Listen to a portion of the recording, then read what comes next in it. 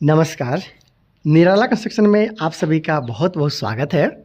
दोस्तों, आज की इस वीडियो में मैं इंजीनियर प्रभात कुमार सिंह आप सभी को बताने वाला हूं कि आखिर सीढ़ी के नीचे में किस तरीक़ा से बाथरूम का निर्माण हम लोग करवा सकते हैं। क्या ये वास्तु के अनुसार सही है या फिर गलत है। इसके साथ साथ कितना चौड़ा आपका जगह रहेगा तो आप सीढ़ी के नीचे में बाथरूम का निर्माण करवा सकते हैं। क्या बाथरूम के साथ साथ हम लोग स्टोर रूम का भी उपयोग कर सकते हैं सीढ़ी के नीचे में। वो सारा पहलू मैं आप लोग के सामने आज रखने वाला हूं। तो ज़्यादा लेट ना करते हुए वीडियो को शुरू करेंगे। उससे पहले एक छोटा सा रिक्वेस्ट है, चैनल को सब्सक्राइब नहीं किए हैं तो आप चैनल को सब्सक्राइब ज़रूर कर लीजिएगा। आइए पॉइंट पर आते हैं। सबसे पहले बात कर लेते हैं इस बनते हुए घर के लिए जो सीढ़ी है इसके साइज़ के बारे में जान लेते हैं और इसके साथ जानेंगे किस पैटर्न पे बनाया गया, किस तरीक़े से यहाँ पे बाथरूम है उसका काम किया गया कि पूरा आपको कंप्लीट 7 से 8 फीट का हाइट यहाँ पे मिल चुका है। जगह का बात कर लेंगे तो लगभग 12 फीट बाई 12.5 फीट में यहाँ पे सीढ़ी का काम किया जा रहा है। लेकिन सीढ़ी का डिज़ाइनिंग कुछ इस तरीके से किया गया है कि पहला फ्लाइट है, दूसरा फ्लाइट पार्ट है, तीसरा फ्लाइट पार्ट है, उसके नीचे में सीढ़ी है। लेकिन यहाँ पे आपको दरवाज़ा भी है तो उसको भी ख्याल में रखते हुए इस तरीक़े से कम जगह में यहाँ पे बाथरूम का काम किया गया है। इसके बारे में भी आप लोग को बताना चाहता हूँ। तो सबसे पहले जो इस घर के लिए स्टेप है, जो सीढ़ी है, इसके बारे में जानते हैं। देखिए 1 2 3 4 5 6 7 8 9 10 11 स्टेप आपको पहला जो आपका फ्लाइट पार्ट है वहाँ पे देखने को मिल गया। थोड़ा और अगर आप आगे जाते हैं तो आपको 3 स्टेप और देखने को मिलता है, 14 स्टेप हो गया। उसके बाद में फिर आपको यहाँ पे ये पहला चौताल था, उसके बाद यहाँ पे ये दूसरा चौताल देखने को मिलता है। उसके बाद ही 15 16 17 18 19 20, उसके बाद अगर छत को लगा दिया जाए तो 21 स्टेप में यहाँ पे आपको बिल्कुल छत के ऊपर तक ले यहाँ पे काम है वो कर लिया गया है। जो इस सीढ़ी के लिए चौड़ाई रखा गया है वो लगभग 3.5 फीट के आसपास तक में रखा गया है, ताकि 3 इंची का अगर हम लोग रेलिंग का भी काम करवाते हैं तो 3 फीट 3 इंच आपको क्लियर स्पेस मिल जाएगा, जिससे आप ऊपर की तरफ जा सकते हैं।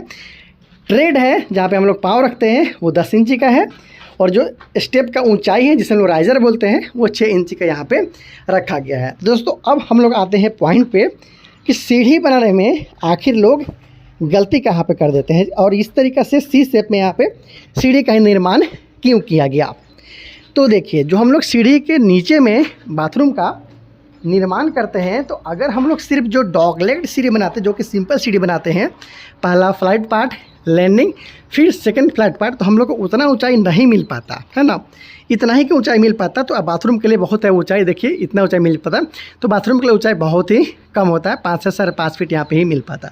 ऊंचाई को बढ़ाने के लिए हमने जो इसका चौड़ाई है उसको बढ़ा दिया, बीच में भी हमने 3 से 4 स्टेप यहाँ पे लगा दिया, जिसके कारण आपको जो ऊंचाई है वो मिल जाता है। लगभग 7 फीट के आसपास तक में देख पा रहे हैं। जो दरवाज़ा यहाँ पे लगाया जाता है लिंटल भी वो 7 फीट का रहता है यहाँ पे, तो 7 फीट का ऊंचाई आपको इस तरीके से मिल गया। तो बाथरूम के अंदर किसी भी तरह का आपको दिक्कत का सामना नहीं करना पड़ता है, काफ़ी स्पेस आपको देखने को मिल जाता है।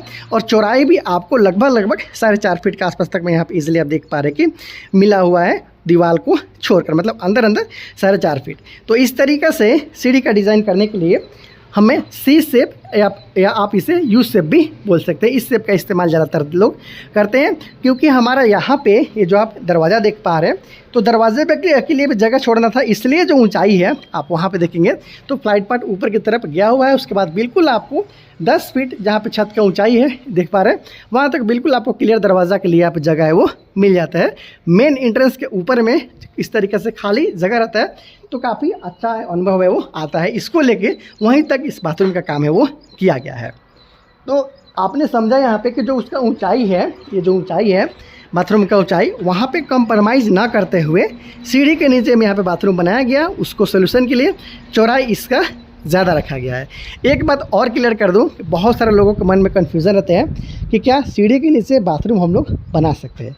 अगर आपके पास कम जगह है, खर्चा भी आप कम करना चाहते हैं, तो कुछ इस तरीक़े से सीढ़ी का निर्माण करवाने के बाद में आप नीचे में इस तरीक़े से बाथरूम का काम है वो करवा सकते हैं।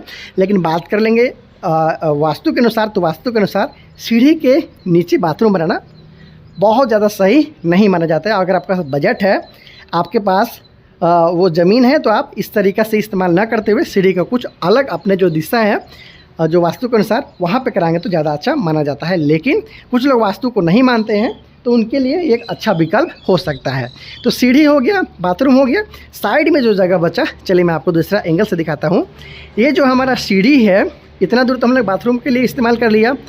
ये जो नीचे वाला हिस्सा बचा हुआ है फ्लाइट पार्ट के नीचे में, तो ये हिस्सा को हम लोग इजीली यहाँ पे दरवाज़ा छोटा सा लगाते हुए, फर्नीचर वर्क कराते हुए एक छोटा सा स्टोर रूम के लिए इस्तेमाल कर सकते हैं। जैसा कि घर के लिए इन्वर्टर हो गया या फिर उसका बैटरी वगैरह हो गया, बहुत सारे लोगों को देखा होगा कि सीढ़ी के नीचे में इस तरीके से लोग रखते हैं फर्नीचर वर्क करवा के, तो कोई डिस्टर्बेंस नहीं आता। तो फर्नीचर वर्क कराते हुए आप ये जो नीचे वाला जगह है, इसको एक छोटा सा स्टोर रूम के रूप में भी इस्तेमाल कर सकते हैं। और आपने देखा बाथरूम के लिए भी आपको जगह मिल गया सीढ़ी के नीचे में। तो इस तरीके से आप काम है वो करवा सकते हैं। अगर आप अपने बनने वाले घर के लिए प्लानिंग करवाना चाहते हैं, नक्शा बनाना चाहते हैं, आपका ज़मीन का टुकड़ा चाहे छोटा हो या फिर बड़ा हो, लो बजट का घर बनाना चाहते हैं या फिर हाई बजट का घर बनाना चाहते हैं, आप मुझसे बात करते हुए अपने बनने वाले घर का नक्शा निकलवा सकते हैं। नंबर डिस्प्ले पे शो हो रहा है या फिर चैनल के अबाउट सेक्शन से भी आप नंबर निकाल सकते हैं। तो इस तरीके से सीढ़ी के साथ साथ आप घर में बाथरूम का निर्माण करवा सकते हैं।